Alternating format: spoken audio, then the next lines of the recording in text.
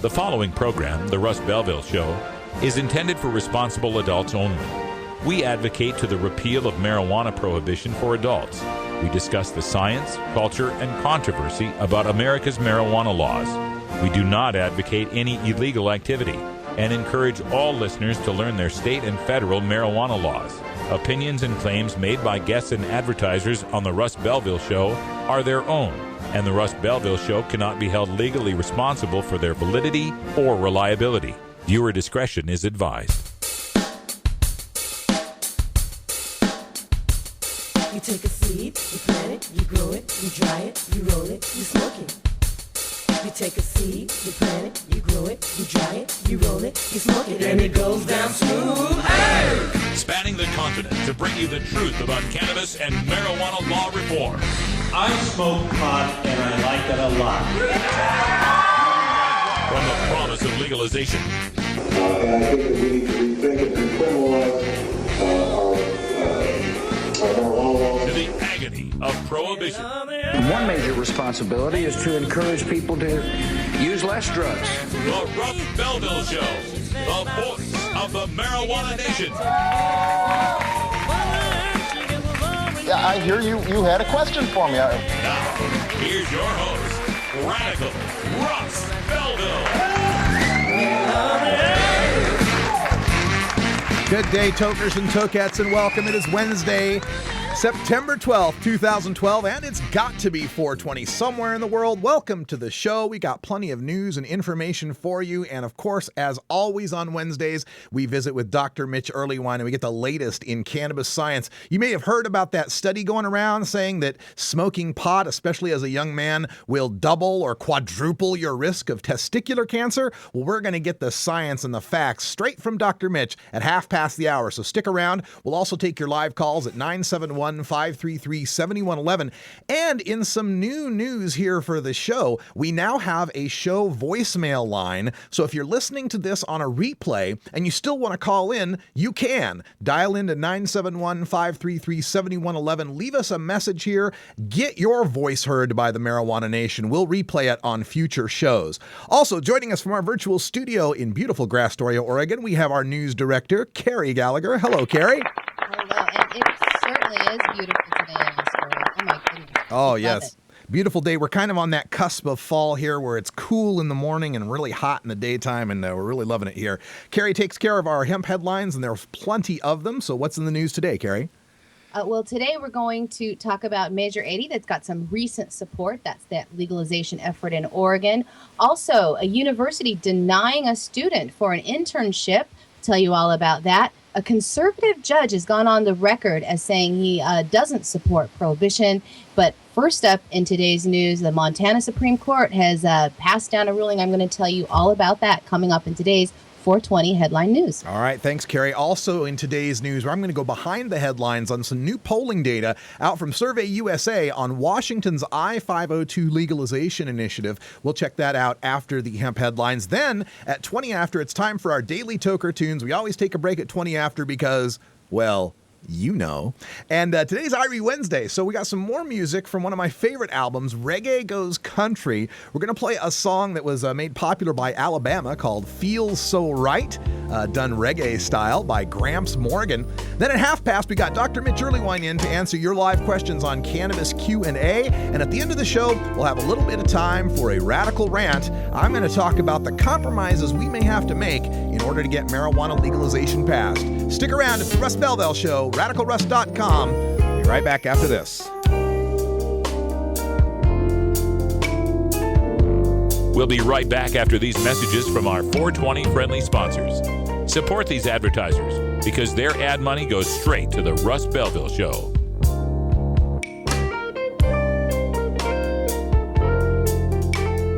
You're tuned into the Russ Belville Show, the voice of the marijuana nation.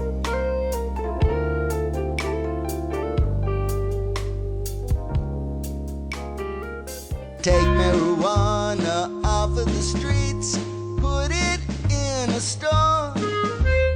We can make it harder for the teens to buy, sell it like a bottle of wine. Jobs for our people, money for schools, who could ask for more?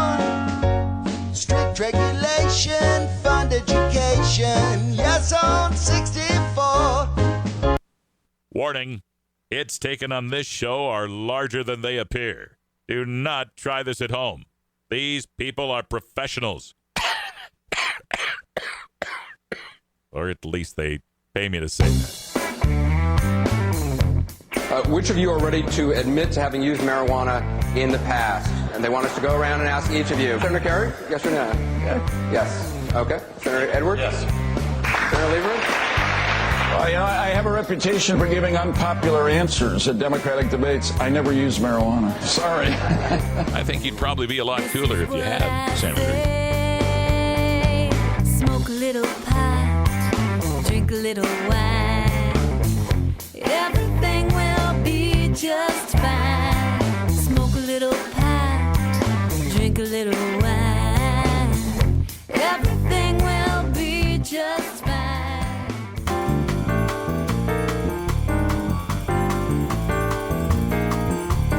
And now it's time for the 420 Headline News with the Russ Belville Show News Director, Carrie Gallagher. The Montana State Supreme Court has ruled that a ban on medical marijuana sales in the state does not violate the constitutional rights of registered users and providers. Back in the summer of 2011, the Montana legislatures passed a highly restrictive bill to replace the voter-passed 2004 medical marijuana law on the pretense that the original law had allowed the program to get out of control, as evidenced by the thousands on the state registry. The new law was challenged, and parts of that law were blocked by District Judge Jim Reynolds, such as limiting the number of patients per provider to 3 and prohibiting a provider from making a profit. Medical marijuana advocates took their case to the Supreme Court, asking the court to expand the Reynolds decision and block the entire law. The Supreme Court decision of 6-1 this week has ruled that the legislature was within their rights to gut the medical marijuana law. And a final sting, they included in that ruling that the rights to health and privacy did not protect any medical marijuana use, saying that the fundamental rights to obtain and reject medical treatment does not extend to give a patient a fundamental right to use any drug regardless of the drug's legality. In November, a second ballot initiative will ask voters to reject the legislature's restrictive 2011 law and roll back to the original 2004 law.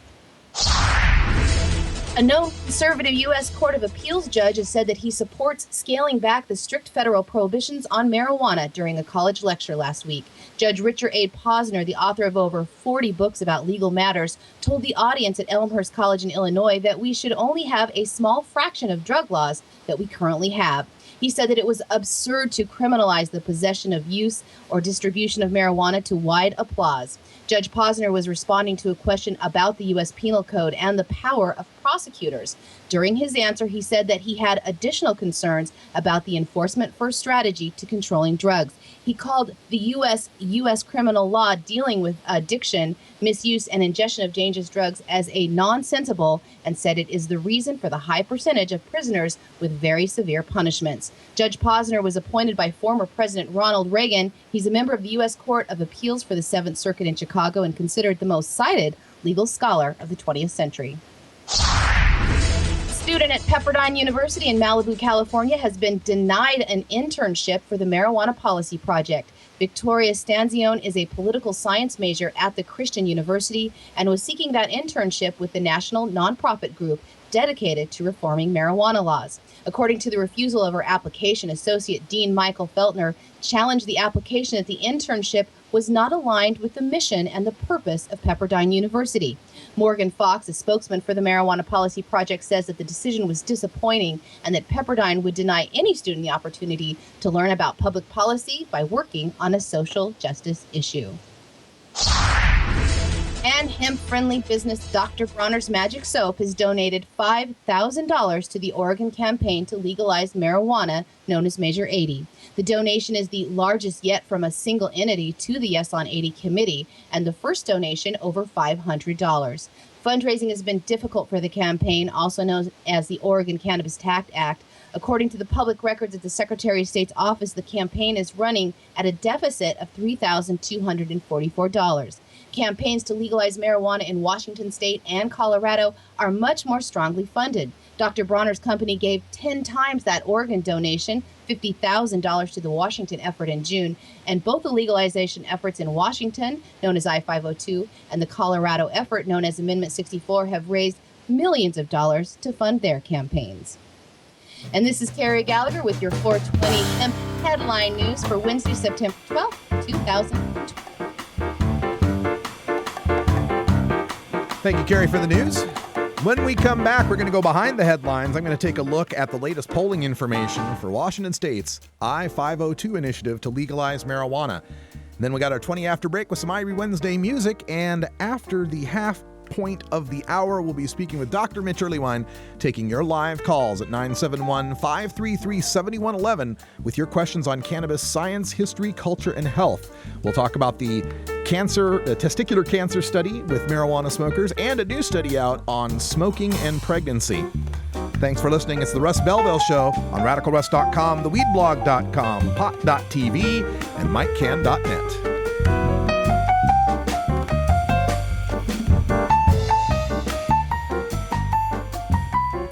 The law offices of Omar Figueroa would like to remind you to stand up for your rights. Please do not give up your precious liberties. There's nothing wrong with standing up for our constitutional rights, and in fact, it's the only way to honor the Constitution that recognizes our natural rights.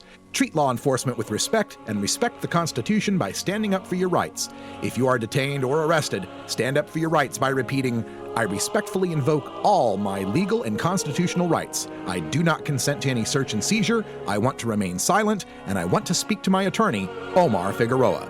Omar Figueroa has more than a decade of experience in federal and California courts and graduated from Yale University, Stanford Law School, and Trial Lawyers College. Please contact the law offices of Omar Figueroa at 415-489-0420 or 707-829-0215 or on the web at www.omarfigueroa.com.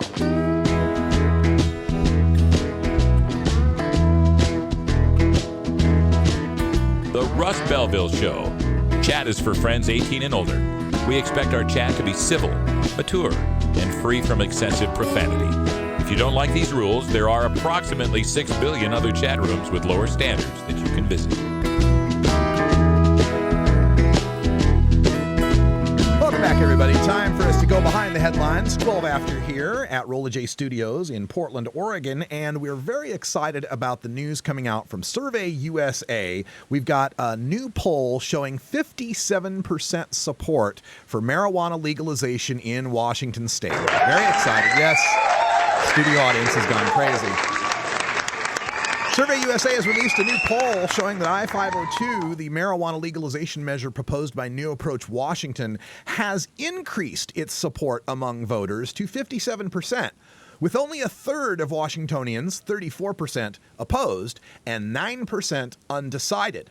The numbers show that both support and opposition have increased 2 points since the last Survey USA poll that took place in July, showing 55% support and 32% opposed. And that is an increase from June polling earlier that showed 50% of voters in support and 37% opposed. Now, the poll question asks, a state initiative would license and regulate marijuana production, distribution, and possession for people 21 years of age and older. It would remove state criminal and civil penalties for the limited possession of marijuana, and it would impose an excise tax on marijuana sales and earmark some revenue for substance abuse prevention, research, and education should the measure be enacted into law. 524 likely voters were polled on cell phones and landlines, and the demographic breakdowns reveal some interesting data. Men and women both support the measure almost equally, 58% for men, 57% for women. Previous national marijuana legalization polls tend to reveal a 6 to 10 point gap in support between men and women. So this is very good news for the 502 campaign in shoring up that support among women who tend to support it less than men do. Younger voters overwhelmingly support the measure, yet support among ages 18 to 34 is lower at 58% than among the 34 to 50 and 50 to 64 age group, which are both registering 61% support. This may be due to less support among 18 to 21-year-olds who object to the zero-tolerance DUI standards of I-502. Among seniors aged 65 and older, support and opposition are equal at 45% each, with 10% of seniors undecided. Republicans and conservatives oppose the measure, not surprisingly, 56% and 60% respectively. Yet, those who identify as Tea Party members support the measure at 54%. In another surprise, Eastern Washington, typically considered to be more conservative on the issue of marijuana, supports the measure at 63%, while Western Washington, typically more marijuana tolerant, supports the measure at 59%. Perhaps this owes to the burgeoning medical marijuana market in Western Washington that opposes the measure. So as we look at this, it seems like since HempFest, since I came back from all those no on I-502 people trying to convince folks to vote against legalization, that the support has only grown for legalization. Actually, a way to look at it would be to say there was 13% undecided in July. 2 points of them went to yes, and 2 points of them went to no. That is, undecided fell by 4 points, and it split evenly among yes and no. So if it continues along that rate, if 502 continues to convince half the undecideds, and no on 502 convinces half the undecideds, then legalization is going to pass in Washington state with 61.5% of the vote. Now, that just goes to show what happens when you have some money to promote your message. They have been running that commercial, New Approach Washington commercial with the mom. We've shown it on our show many times where she says, I don't like marijuana, but it's time to talk about a new approach. They've been showing that commercial, running ads, and doing town hall meetings with very respectable people, you know, Rick Steves and John McKay and Judge Jim Gray and all these people turning out to promote this message. And it does seem to be working. It does seem to be allaying the fears of some of the more conservative voters out there, and especially women who so needed to be targeted in this effort to get marijuana legalization passed in Washington state. I want to refer back to the previous story that Carrie brought us in the headline news about donations. And again, money talks in this legalization effort. In Washington state, they have raised $3 million in donations to get legalization passed, and they've spent $2.8 million of those dollars. Of the donators to the Washington legalization campaign, Drug Policy Action, which is the political action committee of the Drug Policy Alliance, has given $715,000. Peter Lewis of Progressive Insurance has donated $853,000.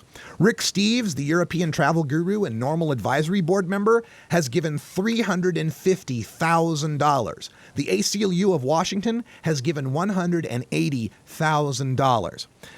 On the other state that's trying legalization, Colorado, the Regulate Marijuana Committee has raised over $926,000, almost $1 million, and spent $845,000 of that money.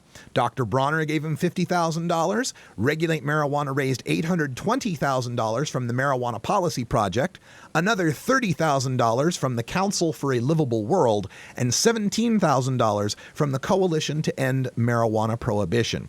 And so this just points out the fact that we are seeing much better poll numbers in Washington state and in Colorado. In Colorado, the last numbers we saw were also above 50%.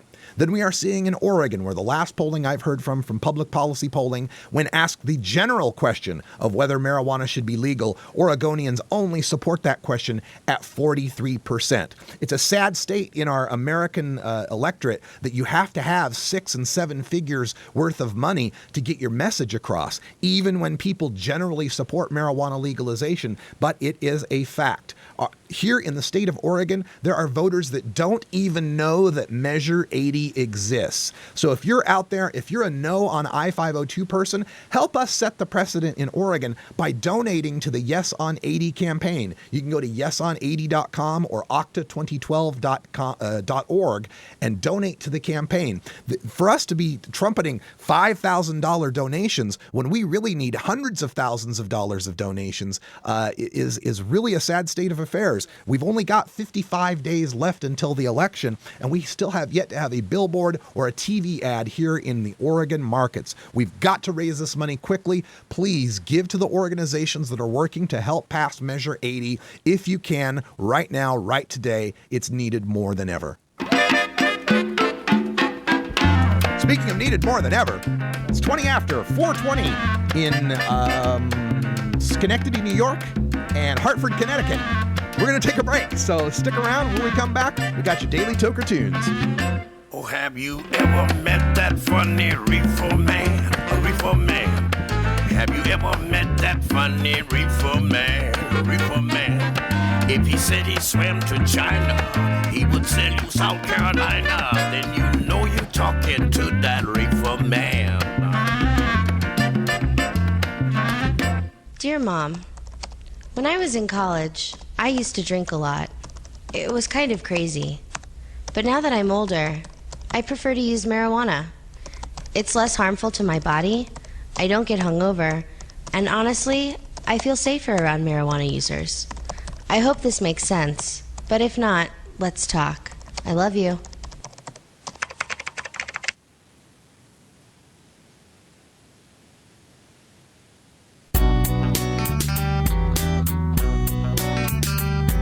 Look, when I was a kid, I inhaled frequently. That was the point. Remember, Mr. President, you once were just one bust away from being Barry the drug criminal. Life ain't a box of chocolates gum. That's why people smoke weed and take bumps and drink way too damn much and get drunk and do it all over again first of the month.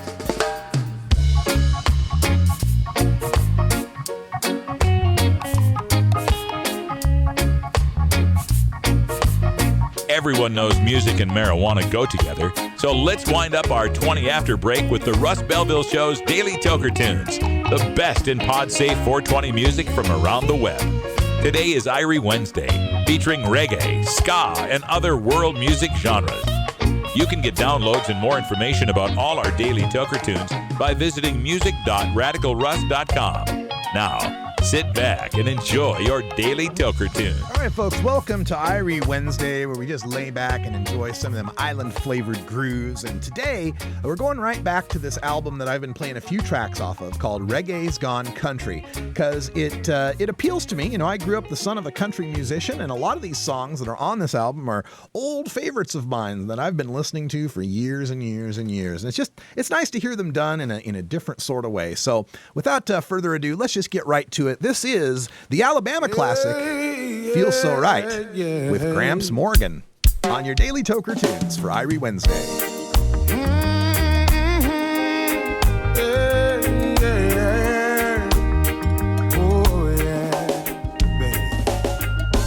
Whisper to me softly 3 words upon my skin. No one's near and listening, so please don't say goodbye. Just hold me close and love me. Press your lips to mine.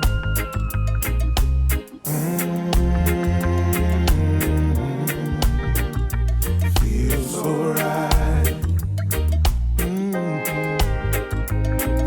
So right, baby, lying here beside you, I hear the echoes of your sighs. Promise me you'll stay with me and keep me warm tonight. So hold me close and love me. Give my heart a smile.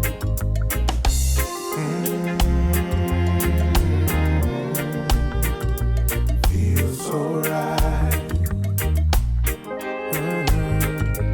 Feels so right, baby.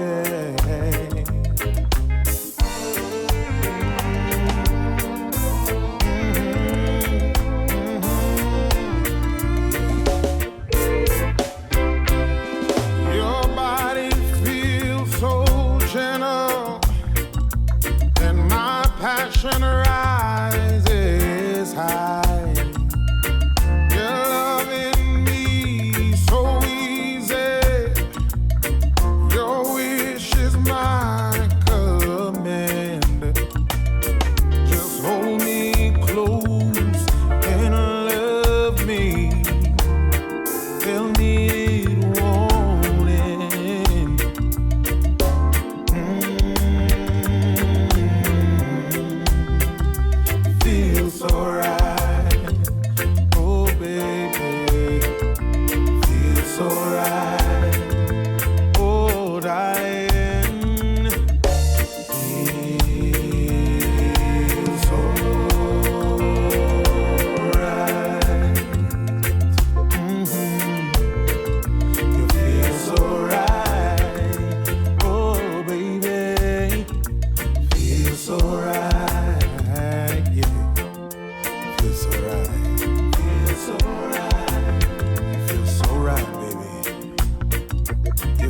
feels so right.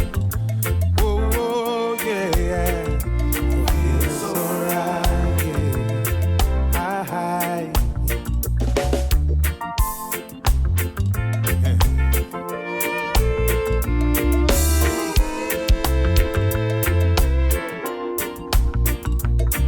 That's Gramps Morgan with Feels So Right, the Alabama classic. From the album Reggae's Gone Country. A lot of great songs on there.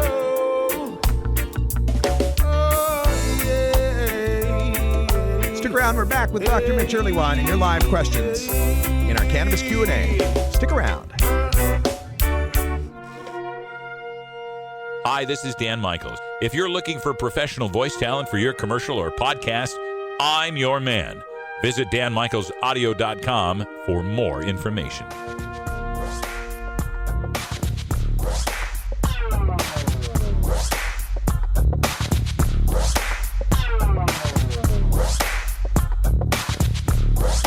Cannabinoids and health. Cannabinoids. Cannabinoids. Cannabinoids. Why am I having trouble saying that? Cannabinoids. Jeez. Cannabinoids. What a goof. Flame on if you can. You're looking for the dope weed. Fire it up. Flame on if you can. You're looking for that dope weed. Pony boy's a man. Flame on. The Russ Belville Show is available on your mobile devices. Check out RadicalRuss.com for more information.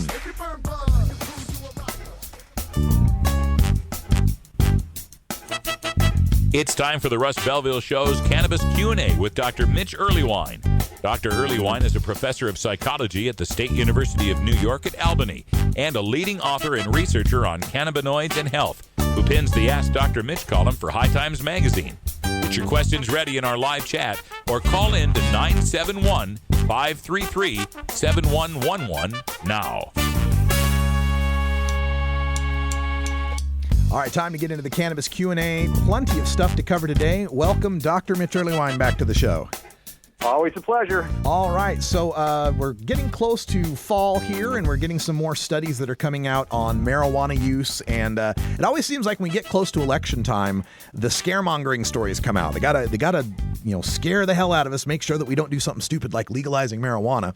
And the one that's been heating up the headlines lately is this study on marijuana and testicular cancer. This idea that people that smoke, men, of course, who smoke marijuana early on in life are at a much greater risk for testicular cancer. Dr. Mitch, I was wondering if you've seen that study and what you can tell us about it. So this study, I'm afraid, is a bunch of statistical flukes, and the media ran with it in a really uncomfortable, disturbing way. Testicular cancer is relatively rare, Russ. We're talking about something that affects less than 0.5% of men in a lifetime. So it's hard to predict something that's this rare. So the American Cancer Society will essentially try to publish anything that looks like they might have some kind of link to this, just in hopes of trying to make some progress in this field. And the authors on this journal article were really, straightforward about how this is not a particularly sensible bunch of data. If you look really closely, for example, folks who smoke less than once per week, they're twice as likely to get cancer as folks who don't smoke. But folks who smoke more frequently, they're not significantly different from the folks who don't smoke. Already I'm suspicious. Then I look closer at the tables, and it turns out anyone who's ever tried cocaine is at less risk than anyone who has never tried cocaine. That makes no sense at all. Then you look even closer, and it says, the folks who have used less than 10 years, they're at increased risk. But the folks who have used more than 10 years, they're not at increased risk. Again, this is just completely nonsensical bunch of statistics that have been run, and a few things turned out, and they're reporting them all. The effect size for the one thing that's significant is only basically a doubling in risk, and that, in truth, is not enough in most epidemiological studies to even warrant a whole lot of continued funding on this kind of thing. But you know how it is. As we close in on Halloween, everybody needs a frightening cannabis story. Yeah, exactly. That's kind of what I got out of this as well. If you were to take the study and at least the media reports on the study at face value, if you want to avoid testicular cancer, do some cocaine and smoke marijuana for a long time. I mean, come on, that can't possibly be what we're talking about here. It really, I think, is a product of the fact that testicular cancer is most common in folks in 20 to 39 range. Mm-hmm. And so it just happened to be these are the folks who haven't smoked pot as long. And these are the folks who happen to have tried Coke once because they're of that target cohort. Like, it's really got nothing to do with testicular cancer and everything to do with the age of the people in the sample. Sure. You know, when the story came out, there was a few of them that did give us some interesting discussion on the different types of testicular cancer. Seminoma and non-seminoma, I think, is what they were called. And this was saying that there was increased risk in that more aggressive type. But again, what is the real risk that people are facing generally from testicular cancer in the first place? Well, so obviously women, the risk is zero. Right. And and for men, we're talking about 1% over your lifetime. And again, I feel like the fact that they broke it down, in a sense, just doubled their number of statistics that they ran, right? And so now you've got twice as many chances of finding things by chance, and sure enough, you do find something. And correct me if I'm mistaken on this, but isn't testicular cancer one of the most survivable cancers out there? Literally above 95% now. I mean, back in the 70s, when I was in high school and everybody was frightened of it, things weren't so good. Now we really do have, I know the thought is scary, but great surgeries that don't necessarily have to take your testicle, and really focused chemotherapies that are also not outrageously horrible. The irony is the best way to handle some of those chemotherapies would be to use medical cannabis. Yes. Dr. Abrams had been quoted in one of these stories on this testicular cancer study, and he points out one of the things that we point out a lot when we talk about schizophrenia is that if it were true, then we should have seen spikes in that around 1979 when so many people were smoking pot. We should have seen declines by 1992 when fewer people were smoking pot. But as I looked at the numbers, I went to the I think it was cancer.gov and their databases, and I looked at the incidence rates of testicular cancer, and they do seem to have steadily risen since the 1970s, from somewhere around, I think it was 3 per 100,000 to somewhere around 6 per 100,000. I might be wrong on the numbers, but have testicular cancers been on the increase, and what are some of the factors that might be leading to that other than increases in marijuana use?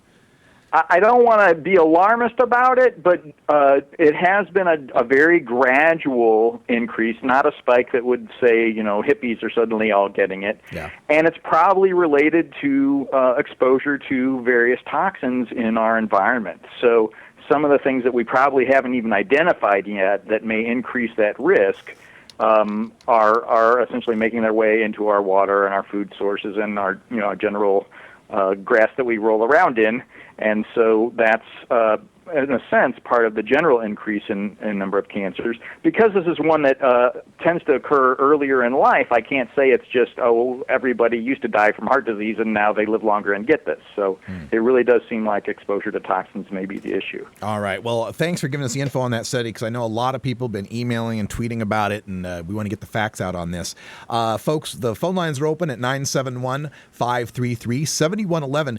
If you have a live question for Dr. Mitch here during the 1 o'clock hour Pacific time, or if you're listening to this on replay, we now have a voicemail system. You can leave your question by voicemail, and we'll bring it up on a future edition. We do this every Wednesday, so if you're a little shy about calling in live, go ahead and call the voicemail. We'll take your questions that way. Or you can get into our chat room at ustream.tv or radicalruss.com. Type /login to get yourself an account and get logged in for the chat, where we're going to go right now, where we've got a couple of questions sitting out there. First of all, Runaround 666 in our chat room wants to know, is it safe to mix Vicodin and cannabis? And he says that he's been prescribed Vicodin for kidney stones. It's not. I'm not recommending the home game. In part, both can be really helpful for pain in moderate doses for cannabis and in low doses for Vicodin. But in truth, it would in some ways kind of mask the effects of the opiate Vicodin if you're using cannabis on top of it. So odds are high you could decrease your Vicodin consumption if you're using cannabis, particularly for pain. And in truth, that would be much better in the long run, because Vicodin, of course, has also aspirin-like compounds that are really hard on your kidneys, which the irony of treating kidney stones with them is not lost on me. Right.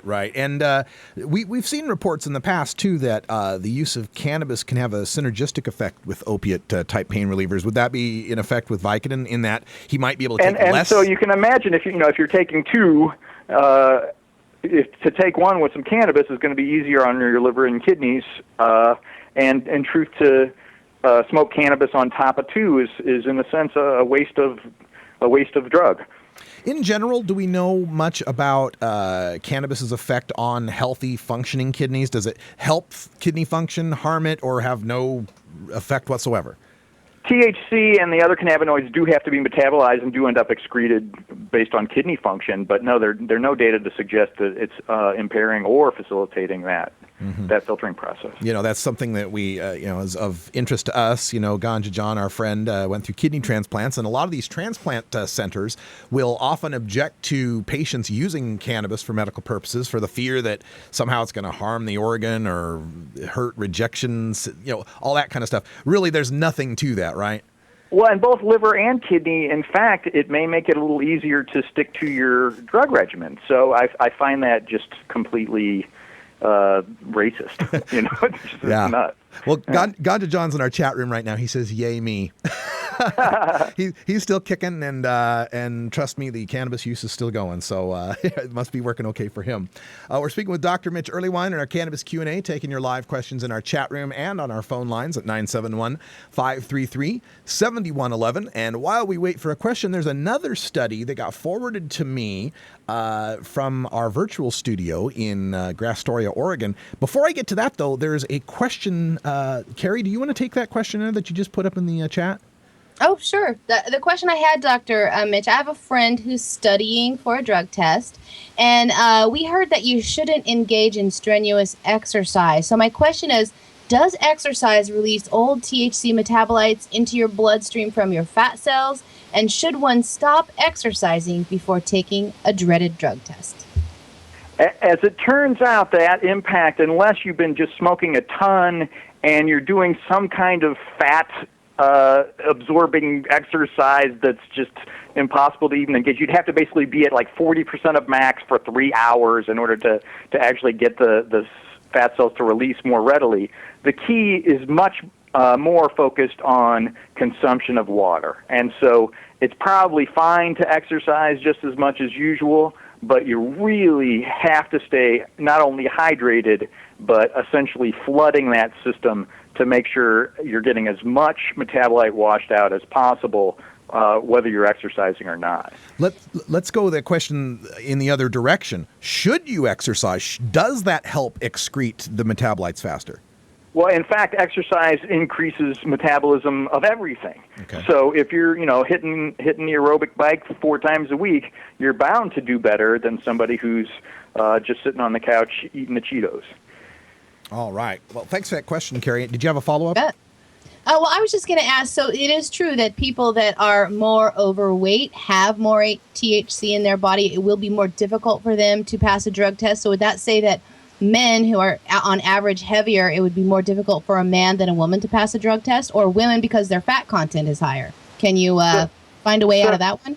The individual differences across the genders are so vast that it's unfair to completely generalize, but folks with higher body fat percentages, which women do have a higher average than men in the long run on the average, are going to store more THC and then have the potential to release it in a drug test under those circumstances. Now, is it sexist now, the drug test? I think that's an intriguing question, one that hasn't been addressed. We've shown in the past that the hair test has some problems with basically folks of African or Caribbean descent who have, or anybody with dark, thick hair really does have a harder time than folks with blonde, light hair. And so if you are studying for a hair test, the bleach it, re-dye it, and get a perm is certainly time well spent. All right. Wow. Great information. Thanks, Dr. Mitch. All right, as we wind up here in our Cannabis Q&A segment, we're still taking questions in the chat room. Helps if you put the word question in front of it in all caps. That way we can pick it out for the doctor here. There's another study, though. Carrie forwarded me this link as well, coming from Looks like Cincinnati Children's Hospital Medical Center, and they released this just today. New research indicates marijuana-like compounds called endocannabinoids alter genes and biological signals critical to the formation of a normal placenta during pregnancy and may contribute to pregnancy complications like preeclampsia. Preeclampsia, I believe, Russ. Yeah, preeclampsia. Okay, this is published in the Journal of Biological Chemistry, saying that this disrupts the movement of early embryonic cells important to a healthy pregnancy. I know this just came out, Dr. Mitch. I don't know if you've seen it, but any thoughts on it? I did see the abstract, and I need to take a closer look. The take-home message is, of course, don't smoke cannabis during pregnancy, which I know we've had, some controversy around, but I feel like I can stand behind that one. We did have that one study last year suggesting more complications, birth complications in folks who were using cannabis during pregnancy, but the base rate of those is relatively low. I think the most important thing is to rule out, is this really just a low socioeconomic status issue? And if folks who can't afford good prenatal care are the ones who also seem to be showing this effect, and we really need to think more about making sure folks are making their way to the doctor when they're pregnant and getting their nice prenatal vitamins in and making sure they don't have to work too hard and can take good care of themselves. Well, yeah, and that's part of the confounding factors when we're talking about studying women, cannabis, and pregnancy, is that the illegality of cannabis use is going to make a woman less likely to want to admit it or to let her doctor know that that's going on. And women who are less likely to talk to their doctors are less likely to get good prenatal care, and women who get less prenatal care tend to have babies that have worse outcomes. And then you survey them and you ask them if they ever smoked pot, and you find out they did, and look what you found.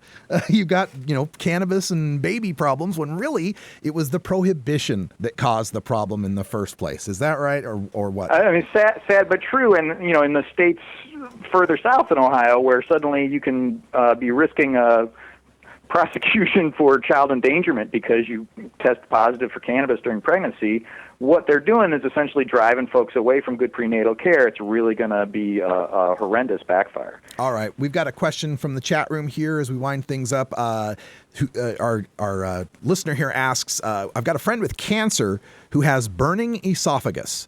Over-the-counter and prescribed medications don't seem to help, but the friend refuses to use cannabis if it will get them high. So I guess, number one, would cannabis help with this burning esophagus? And number two, what type of cannabis, how could they use it without, experiencing the high? So I haven't seen data on that disorder itself, and there are actually multiple potential causes for that symptom, so it would depend on which cause. But if it's a general GI sensitivity, then in fact, some of the sativa strains would probably be potentially helpful, and the issue then would be dosage.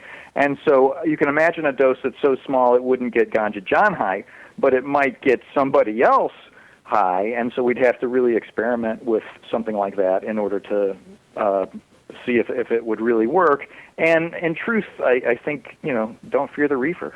There we go. And one final question coming from our Georgia mom for marijuana, asking about HIPAA laws. And for people that don't know, HIPAA is the Health Insurance Portability and Accountability Act, Privacy and Accountability Act, which protects our medical records privacy. She wants to know, do these HIPAA laws protect us as patients when we tell our doctors that we're using cannabis? In theory, yes. My personal physician and I have discussed this and decided against the idea. And so he knows who I am. He has my book. We keep an eye on anything that might be relevant, but it is not in my records.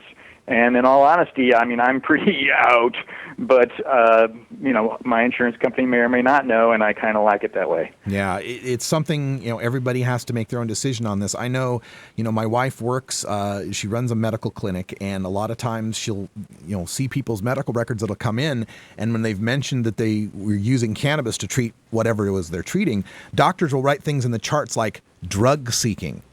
Somebody's drug seeking, and then the next doctor may think, oh, well, this person's an addict and we're going to treat him in a certain way. So yeah, it's a scary proposition as to whether or not you talk honestly with your doctor about this. But if the doctor were to, if this were to get out, you spoke to your doctor and told him that you use cannabis, but it got out to an employer or someone else that shouldn't know that, Is that where HIPAA would kick in?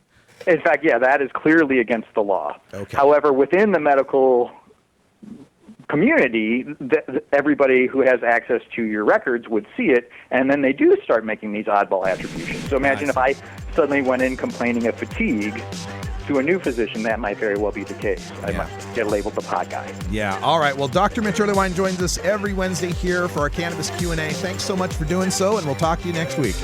Take care. All right. When we come back, we got time for some radical ranting. Talk about realities in politics. Be right back after this.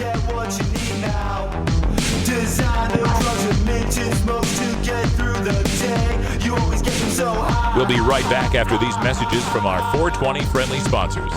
Support these advertisers because their ad money goes straight to the Russ Belville Show. You're tuned into the Russ Belville Show, the voice of the marijuana nation.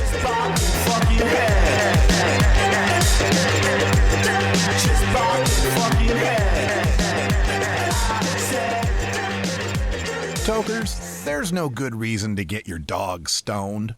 While it might not harm them physically, imagine being a dog who already begs for treats all day, and then imagine that dog having the munchies. Not cool. Georgia. Hi, this is Willie Nelson, and I need your help. Alcohol prohibition didn't work in the 20s, and marijuana prohibition isn't working today. It's time we stop arresting law-abiding citizens because they prefer marijuana over alcohol. Nearly 2,000 Americans are arrested every day on marijuana charges. We're unfairly destroying the lives and careers of hundreds of thousands of people each year simply because they smoke marijuana. These are not criminals. They're average citizens like you, good neighbors who work hard, raise families, pay taxes, and contribute to their communities. We need your help to end marijuana prohibition once and for all. It's the fair thing to do. For more information, contact NORML, the National Organization for the Reform of Marijuana Laws. Call toll-free 888-67-NORML or visit their website at norml.org. You want answers? I'm as mad as hell, and I'm not going to take this anymore. You want answers? You have offended my family. I think I'm entitled. You want answers? I want the truth. And you have offended a Shaolin temple. You can't handle the truth. Surely you can't be serious. I am serious. And don't call me Shirley. Radical rant. Welcome back, folks. 38 after the hour, and in today's rant, I want to talk a little bit about political pragmatism. I told the story earlier today about the donation that had come into the Oregon Cannabis Tax Act of $5,000 from Dr. Bronner's, the soap company, the hemp manufacturer, very strong supporter of the movement. But in that number, I think there's a very telling comparison when you look at the contributions that the Dr. Bronner company made to the Washington and to the Colorado legalization efforts. Simply put, he gave 10 times as much to Washington as he did to Oregon, and he gave 10 times as much to Colorado as he gave to Oregon. And when I ran down that list of all of the big money funders from the Drug Policy Alliance, one of the major drug reform groups that has given over $700,000 to the Washington campaign, and the Marijuana Policy Project, another major group that has given over $800,000 to the Colorado campaign, you can't help but wonder, where are those big 5- and 6-figure checks for the Oregon legalization campaign? Well, folks, it really comes down to pragmatism. People that have this kind of money and people that have these kind of reputations at the national level cannot afford to be throwing the money away on something that they do not believe is a serious and pragmatic effort to legalize marijuana.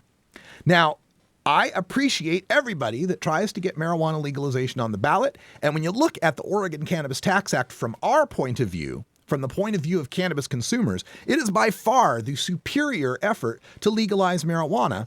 In that sense, in that if I had to pick a legalization that I would want to live under and I could wave a magic wand and make it happen, It would be the Oregon Cannabis Tax Act. Limitless personal production, personal cultivation, limitless personal possession, a system of commercial cultivation and production that has been set up to go by international treaty, places to buy marijuana, hemp completely unregulated, all seeds and starts treated as hemp, money dedicated to drug education in the schools, etc., etc.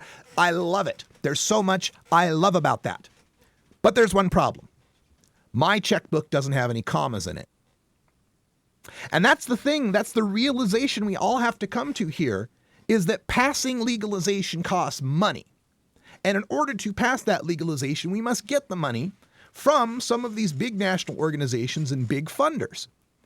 And heretofore, Oregon has failed to raise any of that kind of money because of a failure to compromise on some of these issues.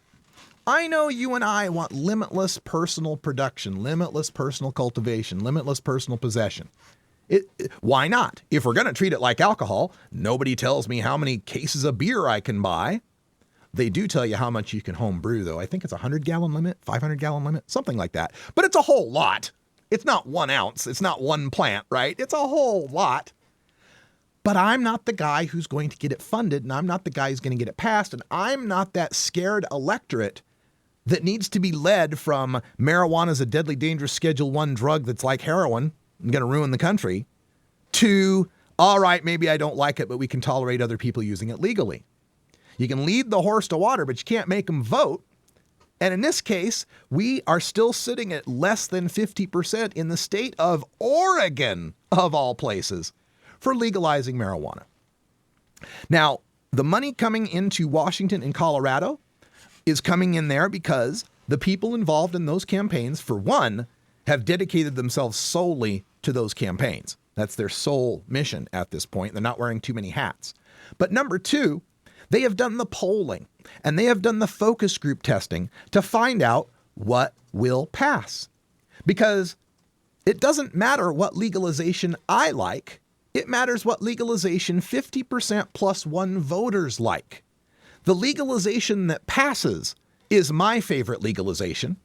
We've got to make a step. That step has to start sometime. And if that step is too much of a baby step for some of you, well, I'm sorry, but the baby step has to be taken. We can no longer accept the status quo of arresting people and ruining their lives over personal use of cannabis. And if that has to start at 1 ounce, then it has to start at 1 ounce. If it has to start with no home cultivation, then that's where it has to start. We can change those things later. As we are fighting for our rights to use cannabis, understand that at this moment in the public perception, we are criminal dopers. We are nothing but a bunch of potheads. We are criminals in their minds. It is very difficult for criminals to fight for their rights. But if we get it legalized in Washington or Colorado, even with the 1 ounce limits that they propose, the people under those 1 ounce limits are no longer criminals. They are citizens fighting for greater access to a legal product. And after that product has been legalized and been in place for 2 or 4 years, and the sky doesn't fall and the revenues start coming in, then you can start asking for increases of limits. Then we can start to get home cultivation instituted in Washington state.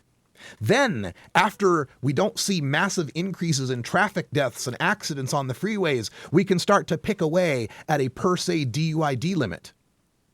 But if you want to treat it like tomatoes, if you want to play, well, let's just make the most wonderful legalization we want and not listen to the professionals in Washington, D.C. who have to deal with the big money funders on a daily basis. If you don't want to listen to their advice, if you don't want to take their advice to compromise on some of these things, then you can keep running the same initiative over and over and over again. And maybe from time to time, you might get enough people behind it, enough grassroots signature gatherers to actually get it on the ballot. But then what? Then what? This is not a game, folks. Politics is not beanbag, as was once said famously. This is serious. We're talking about people's lives. We're talking about the entire country of Mexico slipping into a narco-terrorist state.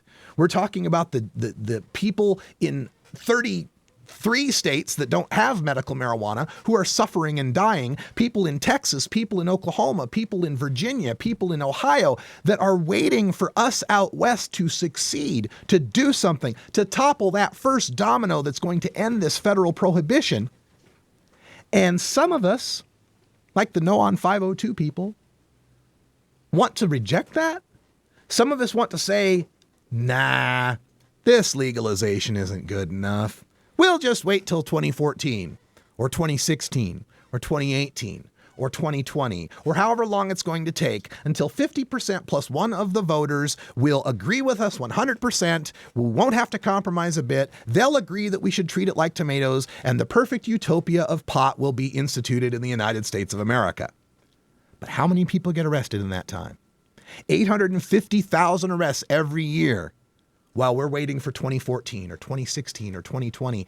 And while all the people in Texas and Florida and South Carolina realize that whatever year we pass, they got to add 10, they got to add 20 before they got even a shot at something like perhaps even medical marijuana or decriminalization. So when we're here in Oregon, a state known for its love of marijuana, a state that is consistently in the top 10 in the United States for the consistent use of marijuana, a state that was the first state to pass decriminalization in 1973, a state that was one of the first to pass medical marijuana in 1998, and $5,000 is the biggest donation we can get toward our legalization? Really? 43% is as big as we can get the polls for legalization in Oregon? Really? It's time for the leaders in Oregon to start recognizing political realities. It's time to start recognizing that unlimited personal production and cultivation probably not going to fly yet. It's time to start realizing that perhaps getting in the way of legalization can be a bigger problem than getting it on the ballot. And time to realize that if the big money donors are going to continue to stay away from Oregon, it's time to make some changes so that they will want to come into Oregon, so that they will want to help us pass legalization. 2 years ago, in 2010, Prop 19 was doing really well in the polls. It was getting donations from Richard Lee primarily, who pretty much bankrupted himself, getting it on the ballot, putting out commercials, putting out ads for it. And in the 11th hour, it did see some big name funders from Facebook and some other big name funders giving 5- and 6-figure checks, but it was far too late to mount the serious campaign they needed. And what kind of legalization do they have on the ballot in California this year? That's right. They've got no legalization on the ballot in California this year. So take this seriously. Give to Measure 80 if you can. And people that are no on 502 in Washington, you ought to be given to Measure 80 like crazy, because this is the initiative you wanted. I don't know what to do about it, folks. I just know that I'm really depressed about it. That part of the reason I moved to Oregon is because I felt, because of its history, because of its demographics, because of its marijuana use, that it would have a really good chance of passing legalization. Let's make that happen. Let's get serious about legalization. Let's get pragmatic about it. Let's not be afraid to make some compromises that will bring the big money funders, that will get the soccer moms to vote for it, because it's working in Washington State. Women are supporting legalization equal to men. I'm Radical Russ for Brian the Red and Cannabis Carry. Thanks for joining us. Till next time, take care of each other, tokers.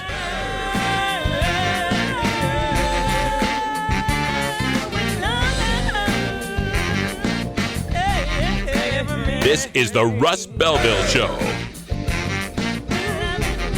The Russ Belville Show is blogging and podcasting daily at radicalruss.com. Hey, everybody, stick around for Toker Talk Radio, Hour 2. The phone lines are open at 971-533-7111. And if we're not live, you can leave us a message. Stick around. We'll be right back after this. You take a seed, you plant it, you grow it, you dry it, you roll it, you smoke it, and it goes down smooth.